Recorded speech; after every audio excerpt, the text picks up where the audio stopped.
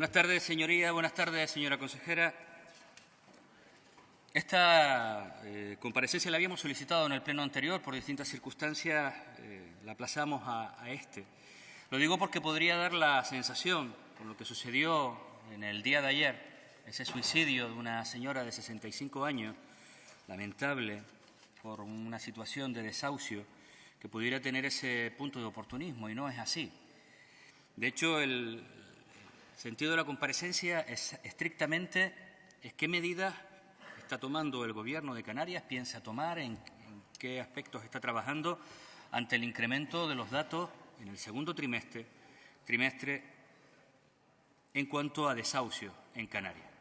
Es cierto que es una situación que también, curiosamente, a otros trimestres, porque veníamos durante varios trimestres consecutivos descendiendo el número de desahucios, y tanto a nivel estatal como a nivel de Canarias, en el segundo trimestre, lamentablemente, hemos vuelto a tener un repunte además bastante importante.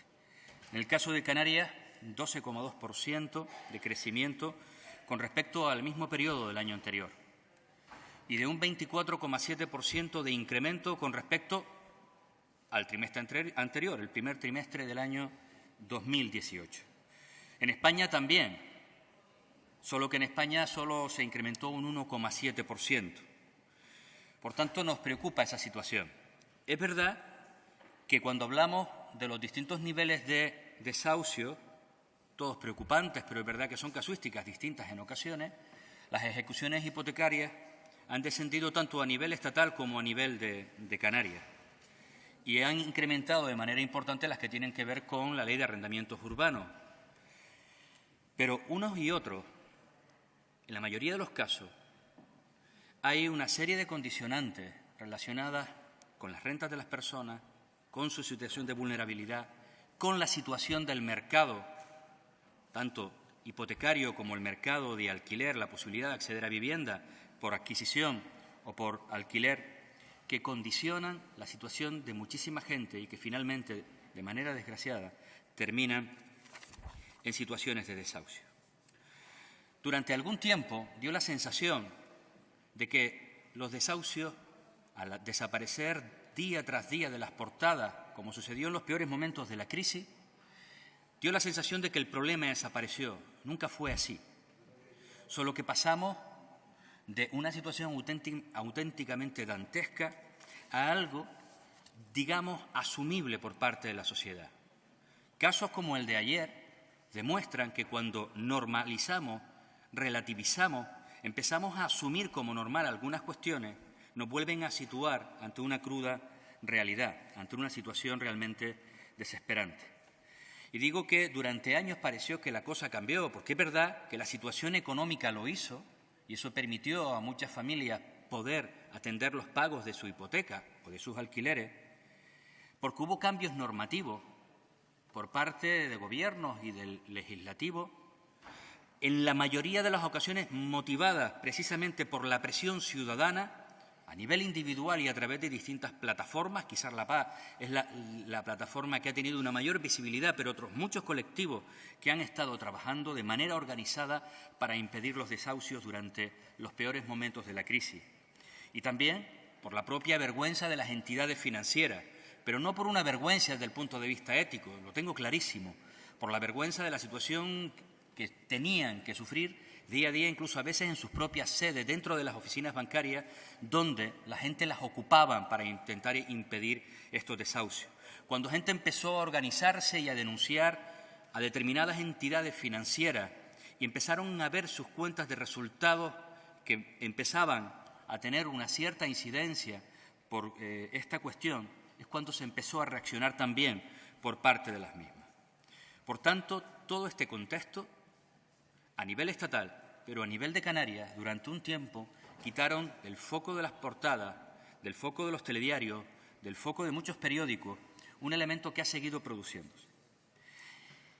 Y ni antes de la crisis ni ahora evitaremos situaciones de desahucio. Hay algunas que se tendrán que dar, porque también hay que proteger, digamos, el derecho de los propietarios de los inmuebles, en algunos casos, además, de manera absolutamente legítima y que nosotros no entraremos a cuestionar.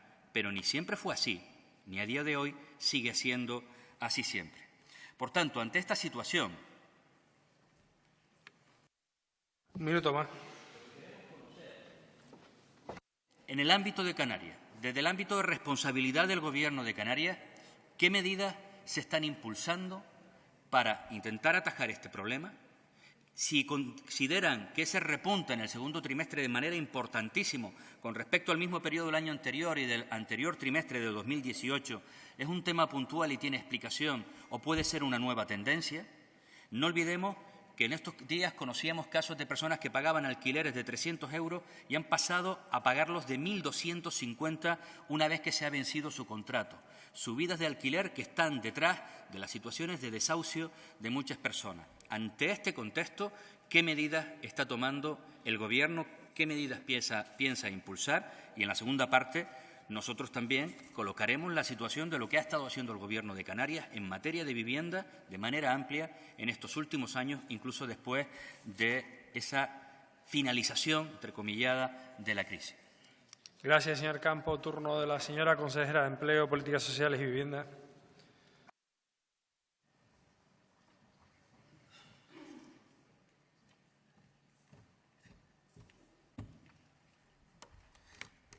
Buenas tardes, señorías.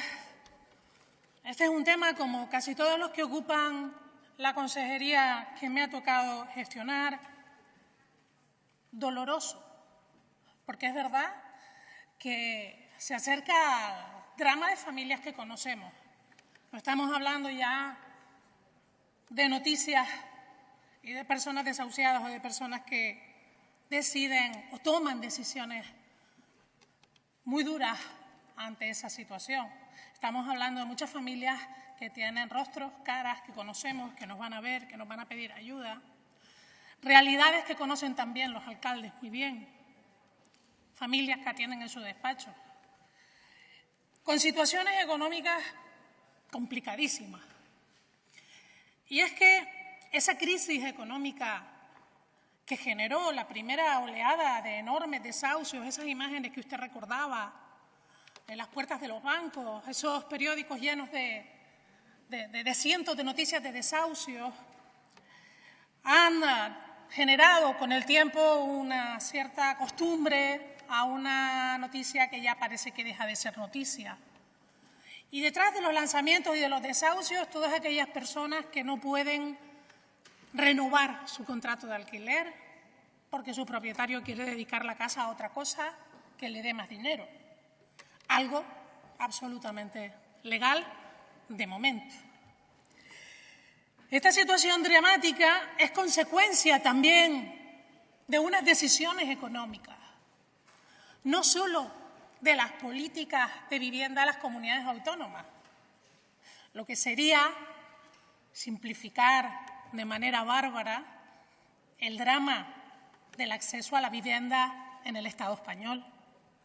No solo, y como usted bien ha dicho, es un asunto a resolver por las comunidades autónomas y por los ayuntamientos que pueden hacer cosas, y ahora hablaremos de qué es lo que hemos hecho, sino que además hay que plantearse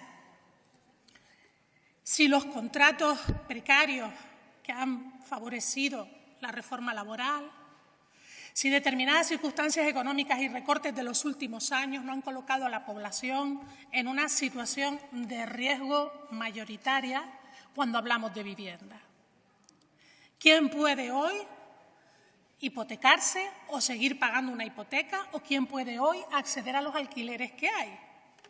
Y cómo la vivienda vuelve de nuevo a convertirse en una gran burbuja sin que el Gobierno de España tome decisiones a este respecto.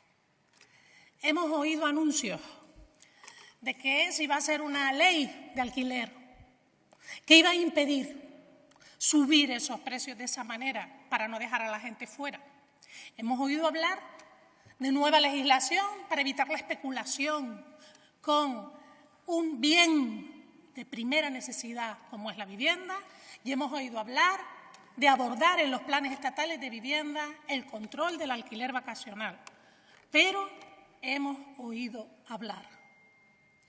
Nosotros hemos trasladado en muchas ocasiones al Estado que, conjunto con Baleares, que el tema del alquiler vacacional tenía que abordarse en el Plan Estatal de Vivienda, que las islas, los archipiélagos con territorio limitado y protegido lo tenemos peor, que tenemos muchos problemas para poder controlar algo que es legal a día de hoy y que en muchos sitios, como Lanzarote, por hablar de un ejemplo, está dejando a gente fuera de cualquier posibilidad de conseguir vivienda. Dicho eso, creo que lo honrado es que reconozcamos que el problema de vivienda no se resuelve solo con planes comunitarios, con planes de las comunidades autónomas, con convenios con el Estado que nos dan una parte del dinero para hacer cositas. Tendremos que estar de acuerdo en que el problema de la vivienda se resuelve con legislación y se resuelve derogando la reforma laboral y se resuelve volviendo atrás o dando pasos atrás en muchos de los recortes y en muchas de las condiciones que los ciudadanos de este país, que han hecho que los ciudadanos del Estado español tengan una reducción de la capacidad económica bárbara.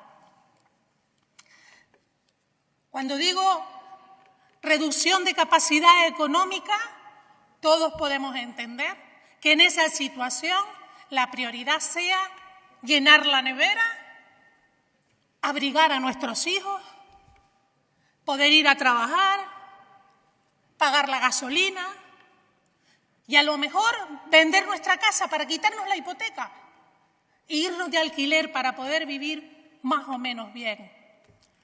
Pero cuando vendimos la casa para quitarnos la hipoteca y poder llenar la nevera y poder abrigar a nuestros hijos y poder poner gasolina y poder arreglar el coche para ir a trabajar y seguir ingresando un sueldito que cada vez es más bajo, cuando hicimos eso resultó que no pensamos, no sabíamos que los alquileres se iban a disparar y que un día el casero iba a llegar y nos iba a decir que no nos renovaba y que no íbamos a encontrar una casa a ese precio.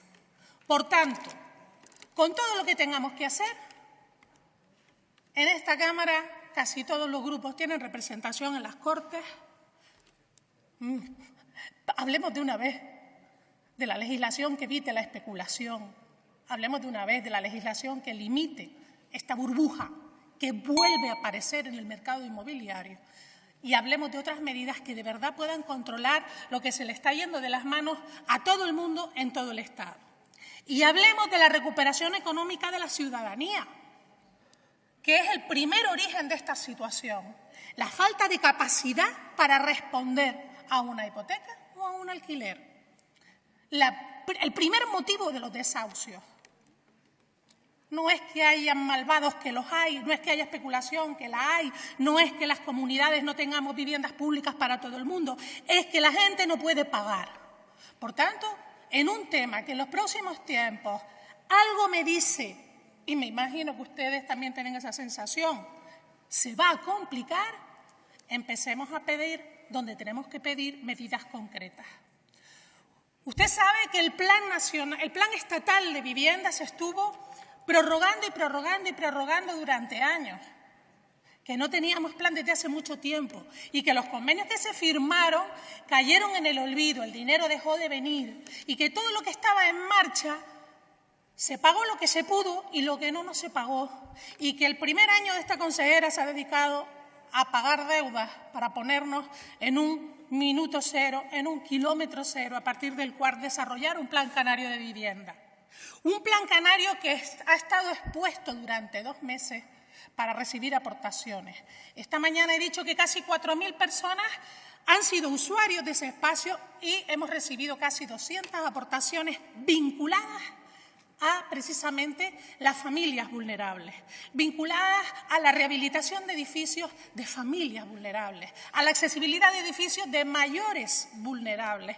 Hemos recibido aportaciones que estamos incorporando para poder tramitar todos los informes que quedan para poder aprobar ese plan, con el correspondiente informe de la Dirección General de Presupuestos, que también con la que tendremos que negociar los dineros que necesitamos para poder cumplir ese plan entre 2019 y 2022.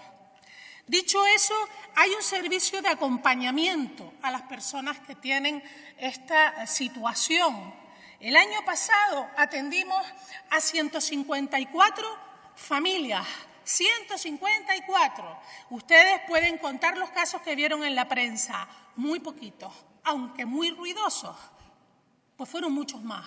Nosotros atendimos a 154. En muchos casos evitamos o paralizamos el desahucio y en otros casos conseguimos una vivienda alternativa. No les dejamos solos, les hemos acompañado y ahora intervenimos para ayudarles a salir de su situación.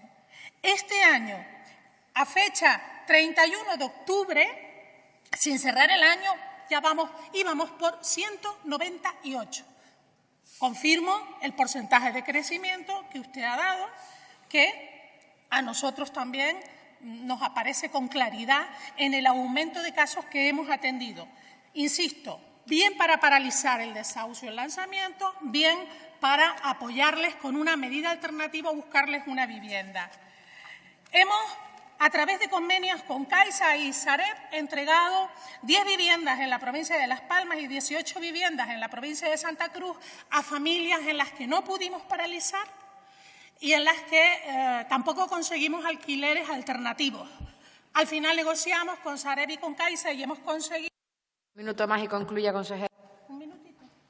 Gracias. Como digo, estas 28 viviendas fueron cedidas por estas entidades. Estamos en la actualidad negociando con otros bancos convenios similares que nos permitan la cesión de viviendas que podamos poner con un alquiler social a disposición de estas familias que no tienen oportunidades. Estamos pendientes, entre otros, de firmar un convenio que está muy avanzado con Caja 7. Estamos interviniendo no solo en resolver lo del techo, el tener un techo, sino en intervenir socialmente para ayudar a que estas familias salgan de esa situación. Y por eso también el año que viene queremos reforzar, en el caso de Visocán, que tiene muchas familias vulnerables en muchas viviendas, queremos reforzar la parte social, de intervención social, para ayudarles a cambiar su situación, y aparece ya en el presupuesto del año que viene, en 2 partidas, el... Ha concluido su tiempo, señora consejera. Señora consejera, nosotros somos conscientes de que entre el todo y la nada siempre hay unos espacios intermedios. Rara vez decimos que no se hace nada, alguna vez, porque este Gobierno, en algunos temas, no ha hecho nada. Pero es verdad que en materia de vivienda, en lo referido al apartado de desahucio, fueron tomando algunas iniciativas. Luego haré una relación de ellas porque también podemos criticarlas, incluso en la etapa del Partido Socialista. Y es verdad que intentar trasladar esto solo al ámbito de Canarias sería un nivel de simplificación. Yo no suelo hacerlo. Fíjese, si nosotros nos vamos a un contexto mucho más amplio, incluso a nivel internacional, hay 2 elementos fundamentales que están detrás de la crisis de los desahucios. El primero, la crisis global, financiera, que se produjo además con un origen fundamental, precisamente una burbuja hipotecaria a través de las hipotecas, aquellas famosas subprime, que ya casi hemos olvidado esos apelativos o aquellos adjetivos que empezaron a aparecer y que formaban parte del día a día. Eso, evidentemente, fue trasladándose a nivel internacional y en aquellos lugares donde tenían una burbuja económica, como era el caso de España y también Canarias, pues precisamente tuvo una mayor incidencia. La gente hipotecaba y se rehipotecaba y sobre las hipotecas volvían a hipotecarse. Cuando todo reventó, mucha gente perdió sus casas. Y eso tuvo un contexto internacional, además, que se produjo a miles de kilómetros de aquí. El origen tuvo lugar en Estados Unidos y se expandió, precisamente por esa globalización perversa en muchas ocasiones. Contexto internacional. Y decía una segunda medida, la globalización, que nosotros no compartimos, tiene aspectos positivos, pero algunos tremendamente perniciosos. Y uno de ellos, uno de los elementos más perniciosos de la globalización, es la homogeneización que va produciendo en todo, en la cultura, en la economía, absolutamente en todo. Y hemos vivido, fruto de ese proceso de homogeneización, donde intentan convertirnos a los de aquí trasladarnos la sensación de que somos iguales a los de Shanghái y que tenemos las mismas condiciones que los de Quebec o los de Asunción o los de cualquier otro lugar del mundo, y es falso. Primero es falso y segundo no queremos ser iguales a cada uno de ellos, porque tenemos nuestras particularidades. Ese proceso de homogeneización hace, con esa globalización internacionalizada, que aspectos como el alquiler vacacional a través de las plataformas se hayan ido instalando en todos los lugares del mundo, y da igual que hablemos de la isleta en Las Palmas de Gran Canaria que de un barrio en el Raval, o que hablemos de una zona concreta en Ibiza o cualquier otro lugar del mundo. Está penetrando en algunos sitios, evidentemente, con mejores estructuras, con más capacidad adquisitiva por parte de la población local que en otros, y por tanto el impacto es muy inferior en unos lugares que en otros. Pero eso no lo mide la globalización. Y somos conscientes de eso, trasladado al ámbito de la vivienda. Somos conscientes que hay una responsabilidad enorme por parte del Estado, anterior, por los enormes incumplimientos, porque también recortó en esas áreas, porque durante mucho tiempo en sus políticas de vivienda la máxima prioridad fueron los ARUs, los procesos de rehabilitación, que nosotros decíamos que sí, que había que mejorar las condiciones de vida de aquellos que tenían vivienda, pero se olvidaron durante muchísimo tiempo de los que no la tuvieron nunca, y de manera muy especial de los que la tuvieron y la perdieron. Eso en los peores años de la crisis. Además, porque desde el Estado es donde se puede legislar de manera importante para cambiar muchísimas de las cuestiones que usted plantea. Por tanto, nosotros no somos ajenos a esa realidad estatal que tiene incidencia en lo que aquí al final está sucediendo. Pero ahora aterrizamos en Canarias, porque lo que no puede ser es que solo miremos para allá y las responsabilidades sean del Estado, de la globalización, de la internacionalización, de la homogeneización, de absolutamente todo. Porque aquí tenemos competencias exclusivas en materia de vivienda. Y eso hace que un gobierno tome decisiones en lo que son sus competencias, sobre todo en sistemas como el de la vivienda absolutamente quebrado en España, pero de manera especial en Canarias. Y la realidad, señora consejera, es que durante muchos años no ha habido esa apuesta importante en materia de vivienda, al menos al nivel de lo que se necesitaba en esta tierra. No ha existido. Y yo voy a poner algunos ejemplos, porque claro que vamos a seguir insistiendo, estaremos del lado de todos los grupos políticos que hay allí donde hay que pelear, allí donde hay que luchar, en el Congreso de los Diputados para intentar transformar esta realidad. Pero, vuelvo y repito, nosotros estamos en el Parlamento de Canarias. Y vuelvo y reitero, esta es una competencia exclusiva del Gobierno de Canarias. Y durante años ha mirado para otro lado. La realidad es que no tenemos Plan Canario de Vivienda desde el año 2012. Esa es la realidad. Es verdad que no venían recursos, pero aún así, en una competencia exclusiva, se montan los planes canarios. Serán con menos recursos, pero tenemos hoja de ruta, tenemos prioridades sobre las que actuar y, por supuesto, tenemos financiación, menos de la que sería deseable, menos de la que hubiéramos tenido durante años si hubiéramos tenido gobiernos responsables también en esa materia y, por supuesto, si no hubiera habido crisis. Claro que sí. Pero hubiéramos tenido un plan sobre el que a partir de ahí trazar objetivos, hojas de ruta y empezar a caminar. No lo tenemos desde el año 2012. Y me habla del Plan Canario 2019 y 2022, que aparecerá, y será bienvenido. Pero ¿sabe también cuál es la realidad, señora consejera? Tenemos los presupuestos, el proyecto de ley de presupuestos ya en esta Cámara. ¿Sabe cuánto se ha destinado en el proyecto de ley de presupuestos para el año 2019 por parte del Gobierno para implantar las medidas del Plan Canario de Vivienda? 0 euros. No aparecen. De la misma forma en que aparecen 56 millones de euros para impulsar las primeras medidas de una ley que sabemos que va a llegar, como es la Ley de Servicios Sociales, y podemos criticar la cuantía y otras cuestiones, pero hay que reconocer que han dotado de esa cuantía para impulsar esta ley. Si también sabemos que vamos a tener Plan Canario de Vivienda a partir del 2019, lo razonable es que el proyecto de ley, en algo que va a necesitar de financiación potente, sea capaz de establecer en este mismo proyecto de ley partidas concretas para impulsar al menos las primeras medidas. No están. La realidad es que en el proyecto de ley de 2019, el incremento en materia de vivienda con respecto al actual de 2018 es de apenas 2 millones de euros más.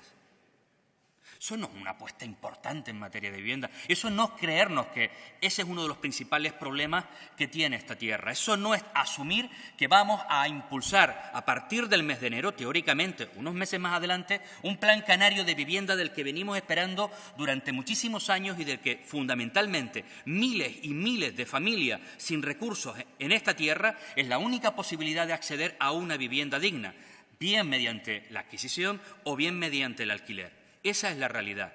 Unos presupuestos que no llegan ni a 80 millones de euros en materia de vivienda en esta tierra. Es decir, cuando casi llegamos a los 9.000 millones de euros en los presupuestos, ni el 1% se destina a vivienda, ni el 1%. La realidad es que apenas ha crecido un poquito en materia de alquiler, cuando hay 18.000 solicitantes y apenas son 3, 4, 5.000 los que año a año pueden acceder a esas ayudas de alquiler. 18.000 porque hay muchísimos ya que ni lo intentan, porque saben que no van a tener opciones. Hace apenas unos 5 años en Canarias había más de 30.000 personas registradas como solicitantes de vivienda pública protegida. Hoy en día está casi en la mitad. Yo le garantizo que no es porque esas otras 15.000 consiguieron vivienda durante el camino, porque fíjese además en qué etapa. Porque la gente se aburrió de inscribirse, de seguir presentando documentación, de estar en un registro cuando no se hacía ni una vivienda en esta tierra. Y la realidad es que en los presupuestos esa situación no va a cambiar, señora consejera. Probablemente al 20, al 21 y al 22, es decir, a gobiernos sucesivos, serán los que se les trasladen las principales responsabilidades de lo que salga del documento del Plan Canario de Vivienda que usted anuncia. La realidad es que tuvimos oportunidades, señora consejera, incluso en momentos en que no teníamos los presupuestos más expansivos de la historia de esta tierra, cuando llegó el FEDECAN, 0 euros en materia de vivienda, 0. Y en ese momento todavía el problema era bastante mayor que el de hoy en día. La realidad es que es verdad que el alquiler vacacional es un problema enorme y que desde el Estado tendrían que haber trabajado para intentar regular esta situación. Pero ¿sabe qué? Desde el principio de esta legislatura se está trabajando en un decreto que a día de hoy sigue sin salir adelante. Y tenemos competencias en esa materia también, desde el punto de vista turístico. Y está afectando, y lo venimos anunciando desde hace muchísimo tiempo, y es la causa fundamental, sobre todo en los procesos de desahucio relacionados con el ámbito del alquiler. Señora consejera, el hecho de que no haya viviendas para adquisición a través de las políticas públicas, que las de alquiler sean insuficientes, que además tarden más de un año prácticamente entre que se presupuestan y la gente puede tener acceso a participar en las mismas, hace que desde la consejería, que desde el Minuto y concluya, señor. Que desde el Gobierno de Canarias haya también una relación directa, una responsabilidad directa en la situación de los desahucios. Y decía también de responsabilidad del Partido Socialista, porque recuerdo que una de las grandes medidas estrellas que se plantearon fueron la creación de aquellas oficinas de intermediación hipotecaria que iban a estar en todas las islas y luego resulta que estaba dentro de la consejería y todo luego en el marco digital. Obviamente mucha de la gente, de las personas que están en estos procesos, precisamente el mundo digital no es el que mejor domina. Por tanto, no hemos sido capaces de articular los procesos. Y es verdad, y me consta, que en algunos casos sangrantes, en situación de desahucio, el Gobierno ha intervenido buscando soluciones habitacionales. Ha sido capaz de paralizar en otros momentos. Pero yo me estoy yendo a la mayor, señora consejera. Los datos siguen sufriendo y va a llegar un momento en el que la consejería no va a tener capacidad de respuesta.